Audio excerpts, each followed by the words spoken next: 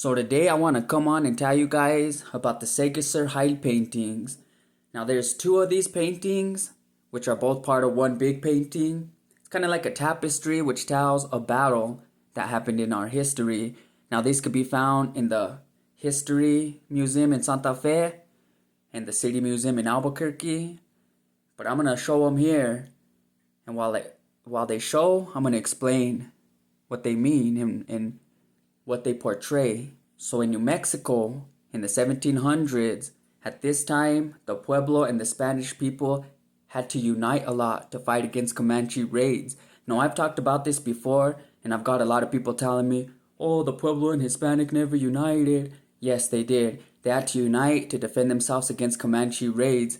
And on the story I'm going to tell you today, they also had to unite to fight against the French. So there was a man named Pedro de Villasur, and he went on an expedition that's now known as the Villasur Expedition in 1720. Now this expedition was meant... Okay, let me rewind a little bit. So, New Mexico at the time was the northern province of New Spain, the Kingdom of New Mexico. It was like a buffer zone between the undisputed lands and Mexico, where all the Spaniards had their cities like Zacatecas and Sonora, Mexico City. And then you had Santa Fe way up here and Taos and these other little settlements.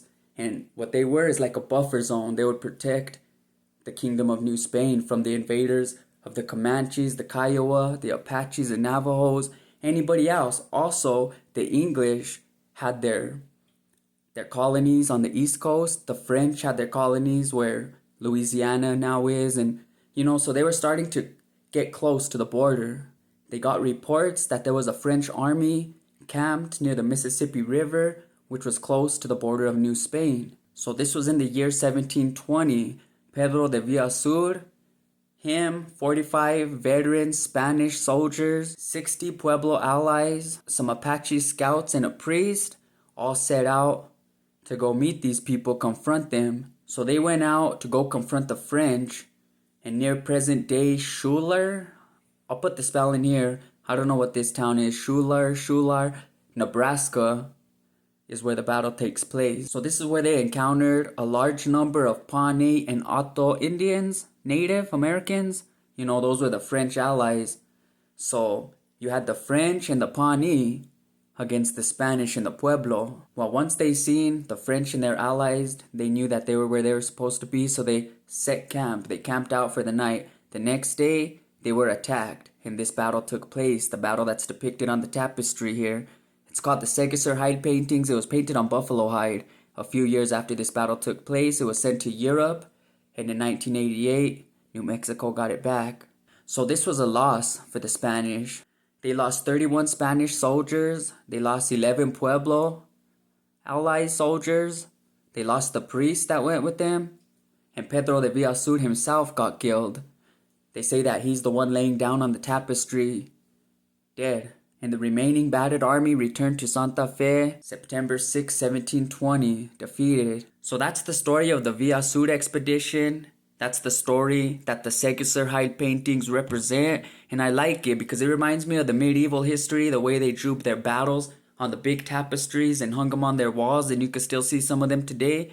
Well, this is what they did too, but in their way, they used buffalo hide and whatever pigments they used, and it's kind of faded, but if you look close, you could tell it's a battle scene. There's people running and hiding in the bushes in the river, and it represents something that happened in real history, and when you see it in a cartoonish drawing form like this, it's hard to picture it. But if you picture it in your mind as real people, real battles, you'll see. But this is another example that the Spanish and the Native American Pueblo people had to unite.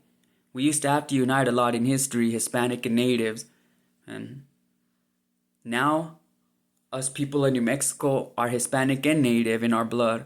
We have a mixture. But anyway, I'm not going to get into all that again. I just wanted to come back and tell a little history story. I've been gone for a while. Thank you for watching. I hope you learned something new. This is Tragedy. I'm out.